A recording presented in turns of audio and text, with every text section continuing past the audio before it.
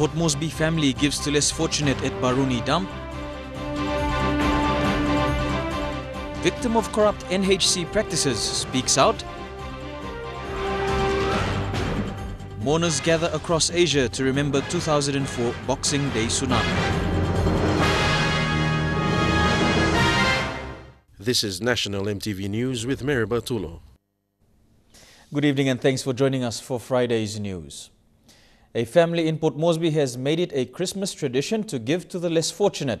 Rachel and Rex Lopoi, originally from Eastern Highlands, have made it a yearly Christmas ritual to bring household items and food to the Baruni area to share with people they have come to see as friends.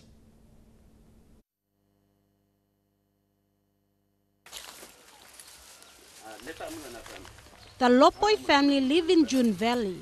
Mother Rachel is a homemaker while Father Rex works as a contractor with the National Capital District Commission.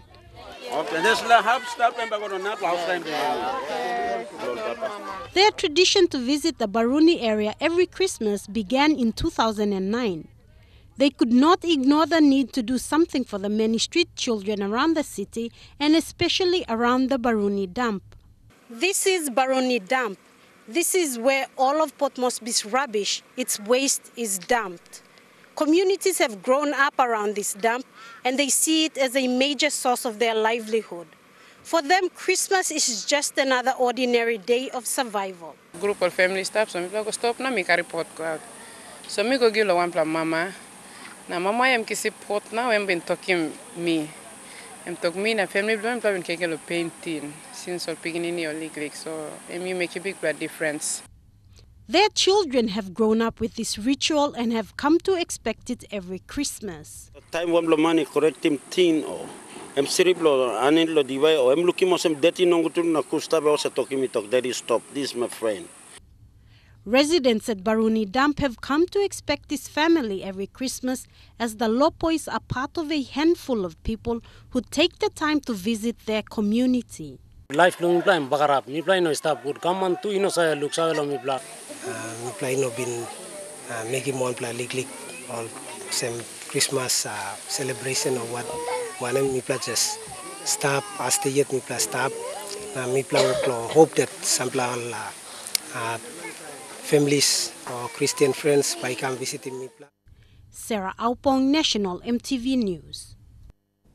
Youth from the ATS community outside of Port Moresby have taken the lead in addressing law and order problems within their area. At least 150 youth are now working alongside community leaders to maintain peace through a community policing program. A roadblock was conducted at the ATS bus stop to prevent people from smuggling homebrew and drugs into the area. After NCD Metropolitan Superintendent Andy Bauer issued directives to policemen to effect the ban of alcohol in NCD last month, the ATS community outside of Port Moresby upheld it through community policing in the area.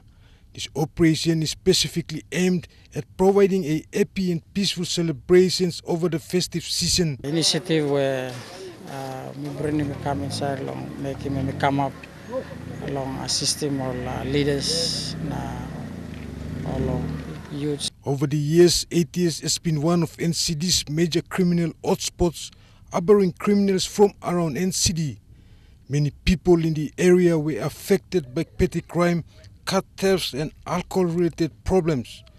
However, since community policing was incepted in 2008, the crime rate has dropped. Depend on the communities now. Whatever only looking wrong, they have to report the matters. Women and children are now able to walk around freely in designated locations like stores and markets to buy food.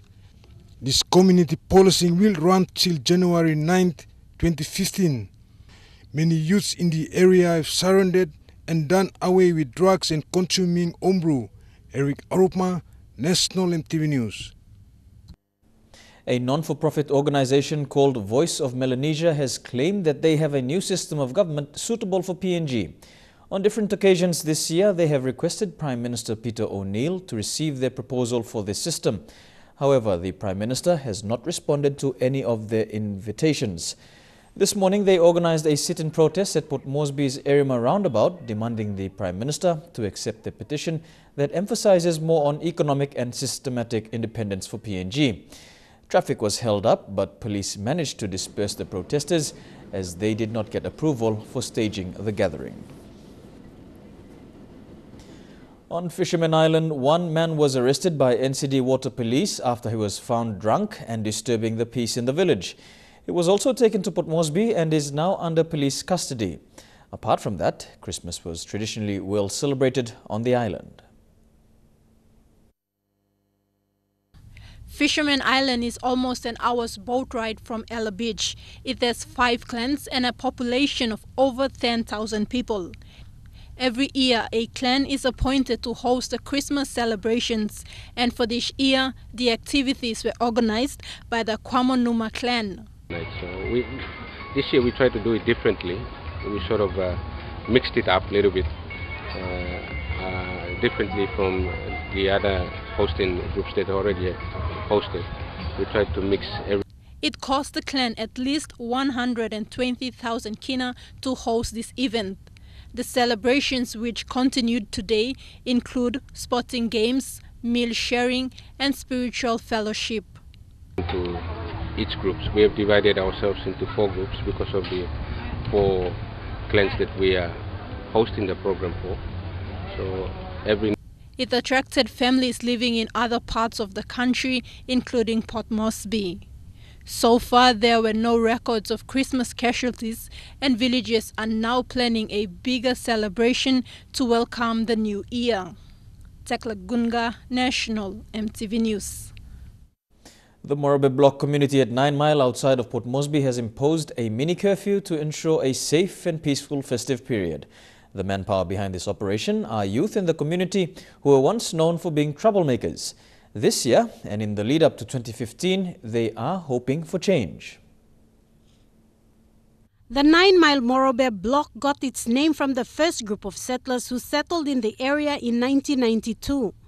Since then, the population has grown to include people from other parts of the country. Like other rapidly growing settlements in the country, law and order has become an issue the community needs to deal with. Drug illicit na o kan pasin mo homebrew na drinks pack na pati mary or some lawlessness inside the community. I'm go out of hand. Me work 28 years as chairman from law and order. I try to stop sampla me go out of hand. With the help of the police, the community has imposed a mini curfew covering the entire block. The curfew started on the 16th of December and will end on the 2nd of January. Their curfew hours start at 10:30 p.m. and ends at 4 a.m. in the morning. This was done after receiving authorization from the NCD Metropolitan Superintendent Andy Bauer. Youths from the area, from 14 years old and above, have volunteered to impose the curfew. Lo namel operation tu mipla riskim life mipla bus knife misi mipla na dislagai number out but anyway mipla sanap lo grounds na mipla move it. Almost respect him curfew. Time all this la boss walk about inside long night or same long uniform na ID. Almost sabosem the law is on the street. So far, the youth have made 8 arrests with backup from police units in Gordons and Boroko. The operations have received some good feedback from the community, and it is hoped that this will continue into the new year. Sarah Aupong, National EMTV News. Quick action by NCD police has prevented what could have been a tragic death. A suspect in possession of a homemade gun was apprehended by police yesterday, just as he was about to shoot at policemen. The suspect has not come clear on who he was aiming at, nor has he justified his actions to police on why he was carrying a homemade gun. The incident occurred just after 6 p.m. when policemen were attending to an earlier incident at Garden Hill Settlement, where 2 suspects smashed the windscreen of a police vehicle on Wednesday night. The suspect was seen loading his homemade gun, and police quickly surrounded him and disarmed the weapon. This is the live round. Homemade gun. Suspect only name la shoot the policeman. Me only 7 times so. If the detain him now, in position on the homemade firearm on the live round. He was then handcuffed and taken to Boroko police station, where he is currently being detained. As of 1 o'clock this afternoon, no proper charges were made. However, the Christmas night was generally quiet in most parts of the city. Only cases of drunk driving, illegal sale of alcohol and loud music were reported at police stations. Police patrols will continue tonight. Tekla Gunga, National EMTV News. You're watching National EMTV News. Concerns raised on the number of stray dogs killed on our roads, illegal firecrackers in Leh, and investigations into NHC's corrupt practices. Those stories when we return.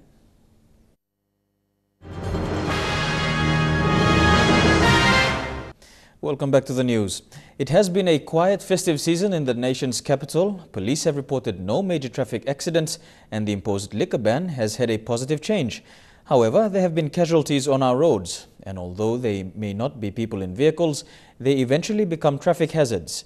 In this festive week alone, at least 5 stray dogs were killed and seen lying beside main roads and even on Port Moresby's main freeway. While dogs may not be considered as important as human beings, pedestrians do face the unfortunate prospect of having to deal with the decaying corpse, which most times are left untouched by the city's authorities. Most city residents are not hoping that the return to normal business hours will see uncollected Christmas garbage and the corpse of rundown dogs cleared from city streets. Leh residents are complaining over the use of illegal firecrackers at night during the festive season. They want authorities to crack down on the culprits. It comes after Leh police boss Ivan Lakatani sounded a warning, and Engau's accident and emergency specialist Dr. Alex Peowi explained the risks. Fireworks are illegal, so there is widespread raised concerns about illegal items entering PNG. The warning has already been given to the public by Leh police boss Ivan Lakatani. Those caught selling or using illegal firecrackers will be jailed. It can cause harm to your own life or to the lives of other people who are around there. He said the items are illegal and dangerous to use. With the possession of those illegal substances, illegal and dangerous substances, or who are actually using it.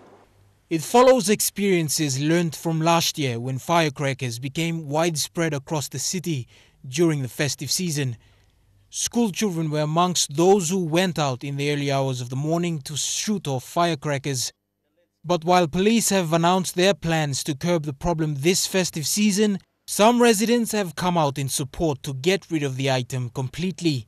It has become a nuisance for residential areas. I have a granddaughter who is very scared of these things, and it's been a lot of disturbance within our residents. Nigel Dabinyaba is an Erico resident. For his family, the fireworks has become a big problem in the neighborhood that's situated right in the heart of Leh. It's not just annoying for residents, it's also very dangerous for those who are playing with them. At the moment, we have a lot of firecrackers going on every now and then, and I think the police have already issued a warning. But I must reiterate the fact that these are very explosive items that can cause severe grievous injuries to the body and eventually cause death. Engau's accident and emergency specialist Dr. Alex Peowi has explained the dangers of playing with fireworks. Bethany Harriman, National EMTV News, Leh. Another victim of the in-house corrupt practices by several staff of the National Housing Corporation in Port Moresby has spoken out, and he has produced documents that claim his resident was sold illegally. The national government has been called on to investigate such flawed activities that are tarnishing the good name of the public service. Mary Sataya and his family have been residing in this house for 26 years now, after it was purchased under the Post-Morgan Scheme, Section 24, Lot 16 at Boroko, Port Moresby. The National Gazette number is G9, January 24, 1991, Item 3, that refers to current legal tenants be offered to buy the property, an arrangement fully sanctioned by the State Solicitor. On December 11, Sataya paid off his rental fees up to the end of 2014. 5 days later, the same property was sold to another buyer by National Housing Corporation officials. We agreed on that on the telephone, and on the 16th, they sold the house to somebody. And I know the name of the person whom they have sold the house, but I don't want to reveal it here. And the amount the guy paid. And what I understand is that one of the visiting officers refused because she knew the rental was already paid up. A 48-hour eviction notice was then issued, but was not supported by the police hierarchy, claiming it wasn't NHC's directive. Police personnel were directed to refrain from such deals by officials after a complaint was lodged by the current tenant. Saying that do not take any action on this until or unless the eviction notice has been authorized by the commander's office. And I think I've given you a copy of that. He claimed no documents were served by the officials and such actions are uncalled for in such a government institution. Yeah, I think there should be investigation ordered by Prime Minister, maybe through Minister for Housing Commission, to investigate all senior officers involved in dealing with sale of houses. Sataya has called for investigation. Fabian Hakelitz, National EMTV News. Northern Governor Gary Juffa has called on police in Popondetta to fast-track investigations into the ransacking of his office. Juffa described the ransacking as a criminal act and he wants police to apprehend those responsible. His office was looted by supporters of Ejivitari MP David Arore in October during the fight over the governor's seat.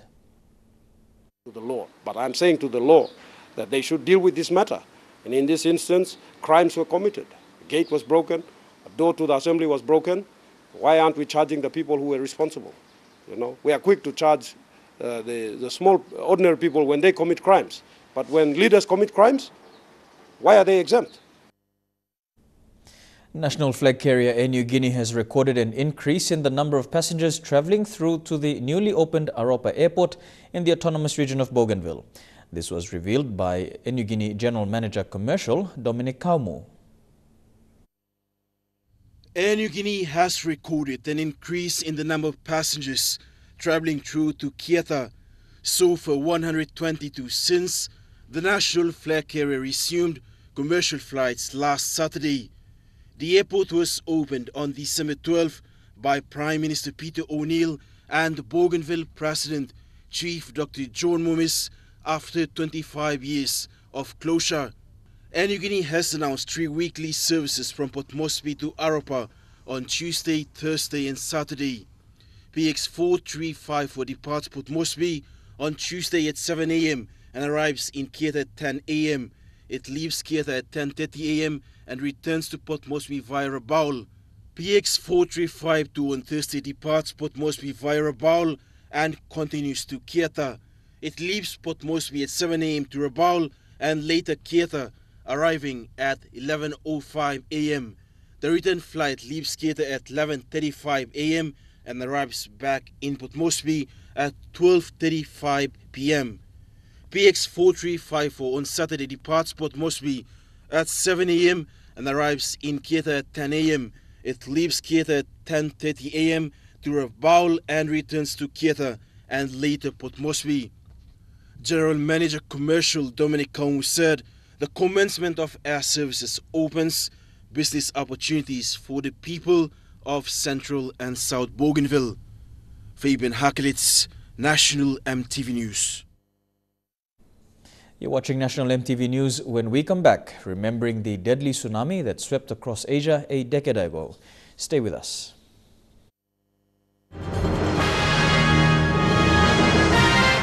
Today marks a decade since one of the deadliest natural disasters in recent memory. The Indian Ocean tsunami wiped out cities, killing hundreds of thousands of people across several countries. It's hard to believe that it was 10 years ago when the third largest earthquake ever recorded, a 9.1 magnitude, struck near the coast of Sumatra. But that earthquake was only a trigger for something far more destructive.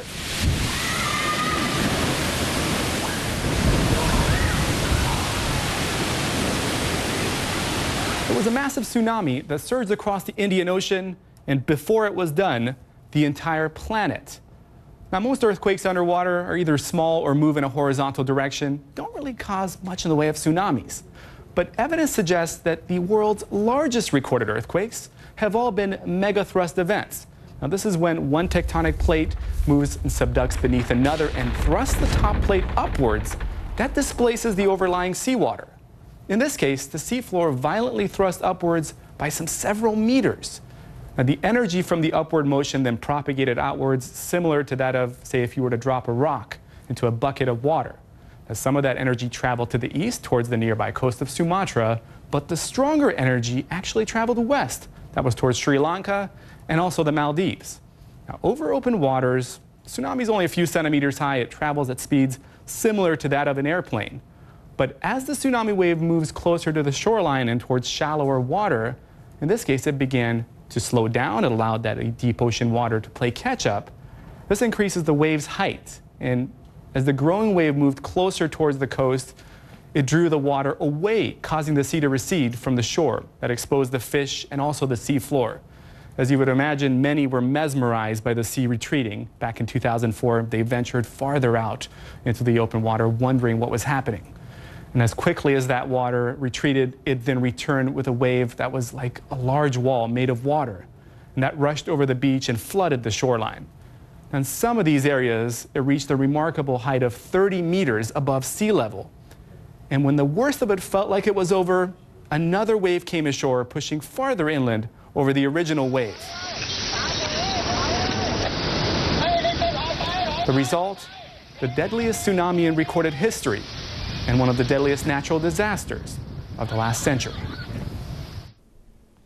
The tsunami led to the creation of the new warning system. Here's a report on how effective it may be in alerting people of the next big storm.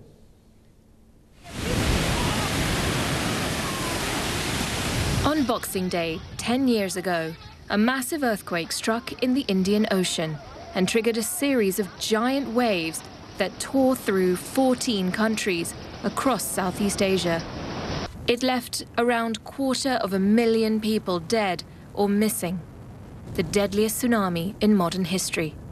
Entire coastal communities were wiped out, thousands of tourists were killed, and 1.7 million people were displaced.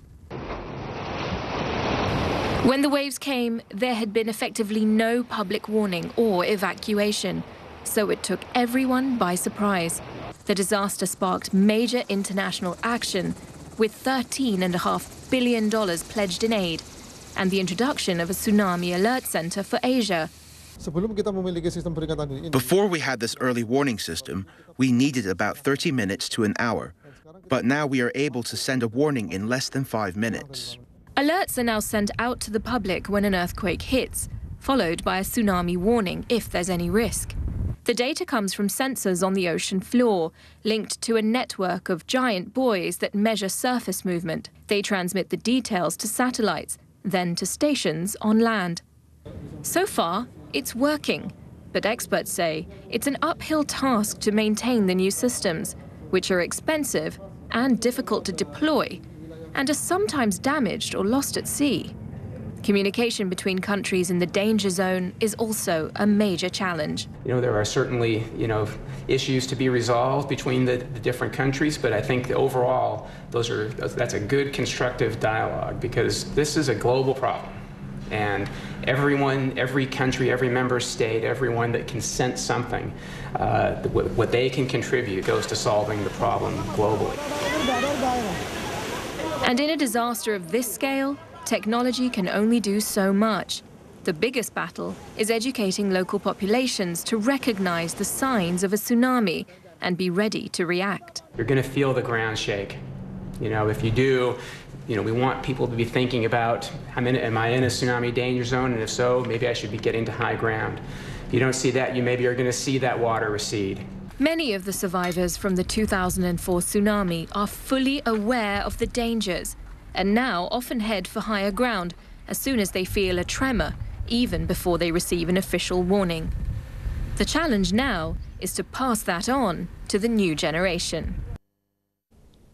Mourners have gathered across Asia to remember the hundreds of thousands of victims lost in the 2004 Boxing Day tsunami. A decade on, scars have healed, but for those caught up in the disaster, the horrors that haunt them will never fade. Across the arc of countries that border the Indian Ocean, a decade has not diluted the memories of Boxing Day 2004. Cubic kilometres of sea would smash into the shorelines of Indonesia, Thailand, Sri Lanka, India and the east coast of Africa, the deadliest tsunami in recorded history. At least 230,000 people would die or just disappear. That day still sits prominently in the minds of Les and Diane Broadman, who were walking along Patong Beach in Thailand when the waves hit. It sort of picked me up on the front of the water, but it caught Diane and a car rolled over the top of her. When I got washed in under a building, and that's where I was pinned down with this vehicle on the leg. I'd said goodbye to everyone, thought I was gone. Just in your own mind? Yeah, and then just then it all lifted and I was able to surface up. Even as Les searched for Diane, he was forced to make immediate life and death decisions, as one man grabbed at him as Les hung to a pole against the swirling waters. It was either let him go or both of us would go, because the current was so strong and so forth. So that's what I did, I just let him go. Moments later, Les would find Diane. I think my words to him that he wasn't getting away from me that easy. After taking refuge atop a tall structure with 20 other survivors, the second, bigger wave would hit. And it just took all before it. There was nothing left after it had gone through. The first one did a lot of damage, but the second one, I mean, we were just lucky that our building survived it. Diane would be evacuated to a hospital on high ground. Within 6 months, the Broadmans would return to the hospital with over $100,000 raised to help with reconstruction. But Boxing Day 2004 literally changed the world and will never really leave the memories of survivors such as the Broadmans. We did say our goodbyes when we saw that second wave coming. We both said goodbye to one another. That every night we go to bed, we look at one another and say, well, we're here for another day. To other news now, and Pope Francis dedicated his Christmas message to those who are suffering, especially children who are victims of violence. Tens of thousands of people gathered in St. Peter's Square to hear his address. It was a banner year for Pope Francis. Change, the Pope says, happens in small steps. But this year, Francis has made some pretty bold moves. He inserted himself into the Israeli-Palestinian conflict during a landmark trip to the Middle East, touching a wall that divides Israel and the Palestinian territories, and bringing their leaders together for prayer back at the Vatican. He played peacemaker in a historic deal to open relations between the U.S. and Cuba. I want to thank His Holiness Pope Francis, whose moral example shows us the importance of pursuing the world as it should be. Last year, he shook the church with a few simple words. Chi sono io per giudicarla? Who am I to judge? When asked about gay priests. This year, he hosted a major church meeting called a synod to discuss a more welcoming stance towards gays and the divorced. The pontiff is not afraid of friction. He thinks it's a sign of the kind of openness that can lead to making the right decisions. I would be worried and saddened, he said, if there weren't animated discussion. Plan to see even more of the Pope in 2015. Come September, Francis will visit the United States. Mi recherò in Philadelphia. He's coming not to rally troops to become crusaders, but he's coming to encourage those who are in marriage and who feel assailed from all sides. Hey, I'm here to support you. He's not coming to condemn those who have failed, to condemn those who are living in other unions or relationships that are not traditional marriage. He's coming to give people hope. The highly anticipated trip could include stops in New York, Washington, and Mexico. There is always the element of what I call the Franciscan surprise. And I think we have to be open to that. Many things are at play. But his first scheduled trip of 2015 is to Sri Lanka and the Philippines in January, once again showing his compassion for the poor rather than the powerful. So far, Francis has proven in big ways and small to be Pope of the unexpected. No doubt in the coming year, he'll continue to keep everyone on their toes. In whatever airport you are in, it reminds you that what was impossible yesterday is an accomplishment of today, while tomorrow heralds the unbelievable. Those are the words of the founder of the world's very first airline. The words were spoken a century ago at the dawn of commercial passenger flights.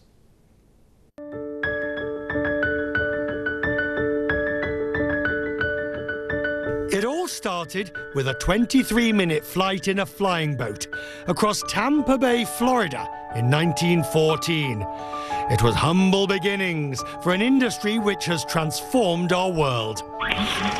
Then the mayor of St. Petersburg paid $400, worth $9,000 in today's money, for the privilege of becoming the world's first paying passenger.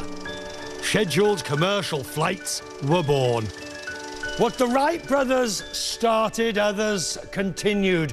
Alcock and Brown, the Gypsy Moth. These are the machines that helped create an industry which today is worth trillions of dollars. Think about it. 8 million of us each day get on a plane and take to the skies.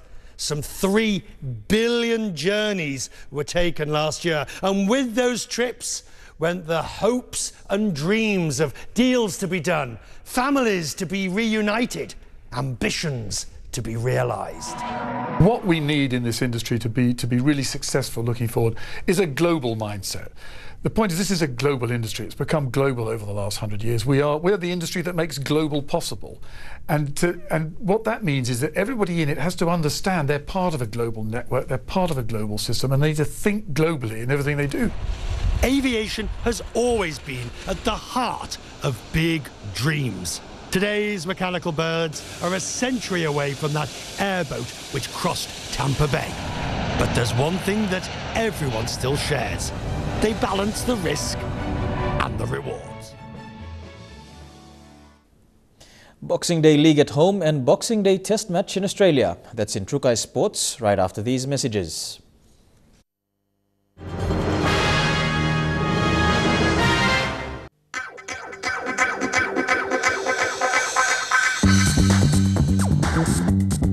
Trukai Sports.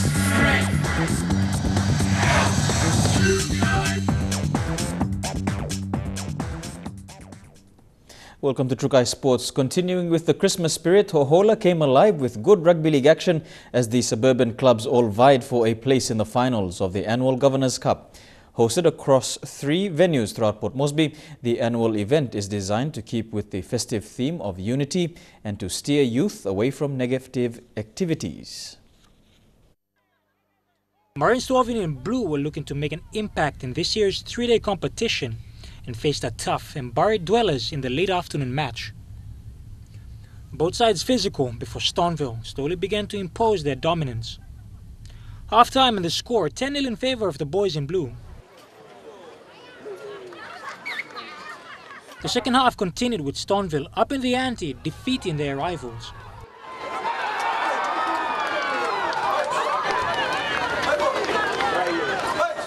Match coordinator Josiah Wasi said he was happy with the community's involvement, stating that there had been little to no issues at all so far in the competition.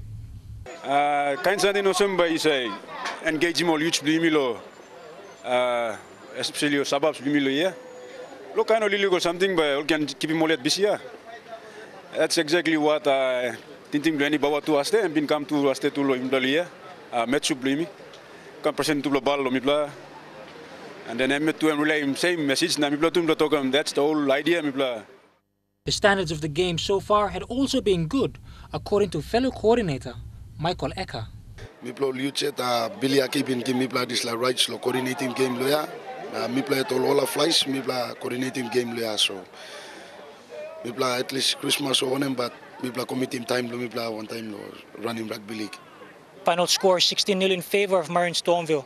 Now, the winners from each one of the different suburbs from here, Hohola EP Park, as well as Connie Tigers over in Waigani, and of course from Unagi, will then compete tomorrow in the finals. From Hohola itself, the Hohola Bumpers have already qualified as defending champions in this year's Governors' Cup. Jeremy Moggy, National, EMTV Sports. To cricket now, and Steve Smith's remarkable summer continues. The Australian skipper a standout with the bat on a hard-fought opening day. Smith is unbeatable on 72, while Chris Rogers and Shane Watson both knocked half-centuries. At stumps on day one, the Australians 5 for 259. Boxing Day and a step up to the heavyweight division for debutant Joe Burns. Congratulations, all the very best. Rogers copped the first blow. Warner the second. Got him! Yes, he has! Warner's gone for a duck, it's 1 for none. But the opening run summed up what was a dismal session for India as misfield after misfield allowed Watson to find his feet. Now slashes away for 4 more. 13 from the over. And on the stroke of lunch, another stroke of luck. Oh, say he's put it down. A chance. Rogers then notched his third straight 50. Watson his first since the same test last year. But just as quickly, both were gone. Was edged. Oh, that's where the shout too. At 3 for 115, it became slow going before Marsh finally broke the shackles. Oh, good shot from Sean Marsh. 1 bounce and 4 runs. After tea, Smith also went over the top. He does it beautifully. Great use of the feet. But Marsh lost his way. Got him! Yes, he has! Big wicket for India. That brought Burns to the crease with the tourists suddenly fired up, even taking aim at the captain. And while the crowd cheered the debutants every run, and he's gone for him, he's done it very, very well. He'd make just 13. But Burns has to go. Unfazed, Smith passed 50 in 1,000 runs for the calendar year as India went bodyline on the out-of-form Haddon. Surprise, surprise. The keeper responded the only way he knows how, doing more than just survive before stumps. Trukai Sports continues with the Sydney to Hobart yacht race right after these messages.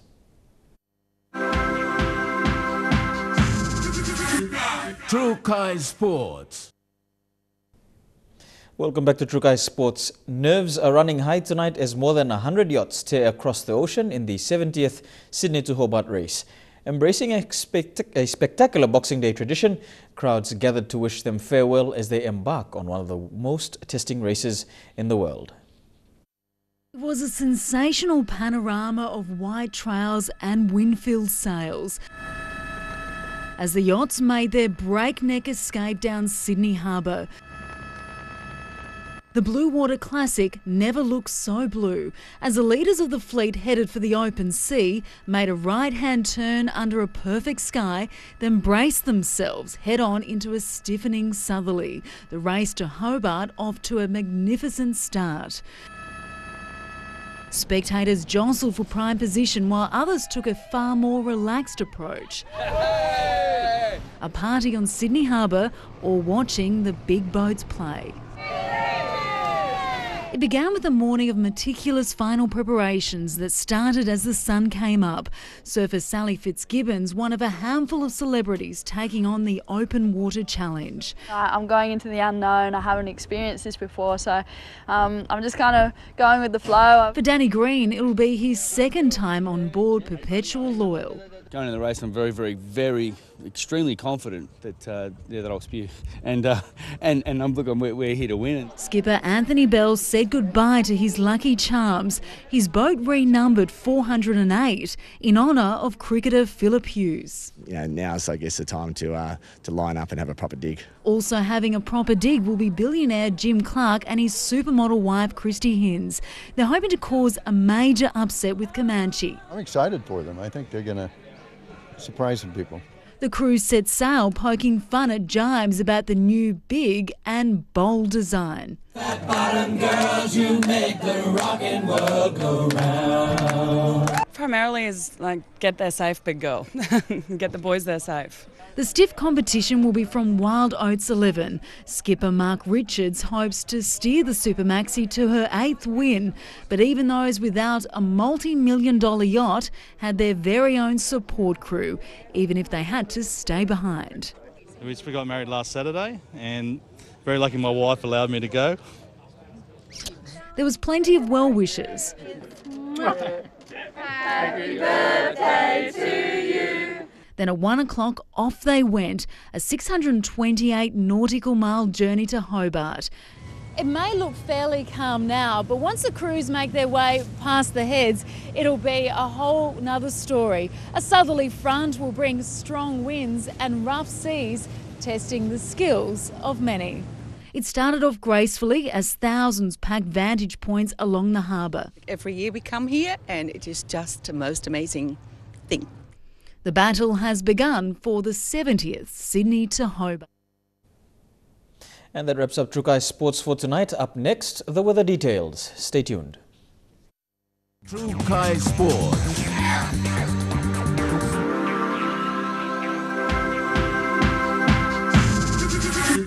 Trukai Sports. This weather information is brought to you by Tablebirds.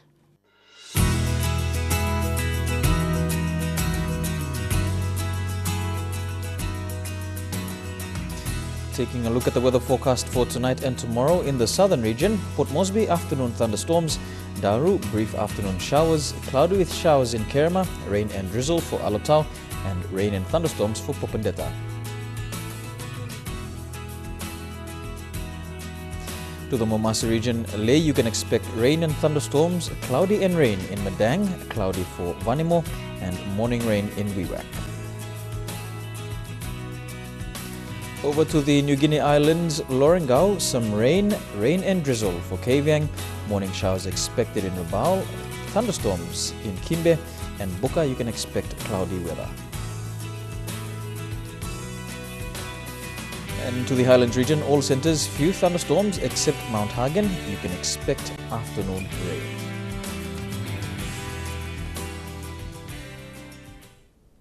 Before we go, a recap of our main news stories again. Port Moresby family gives to less fortunate at Baruni dump. Victim of corrupt NHC practices speaks out. And mourners gather across Asia to remember the 2004 Boxing Day tsunami. And that's National EMTV News on this Boxing Day, Friday the 26th of December 2014. On behalf of the EMTV News crew, I'm Mary Batulo, wishing you a very pleasant evening.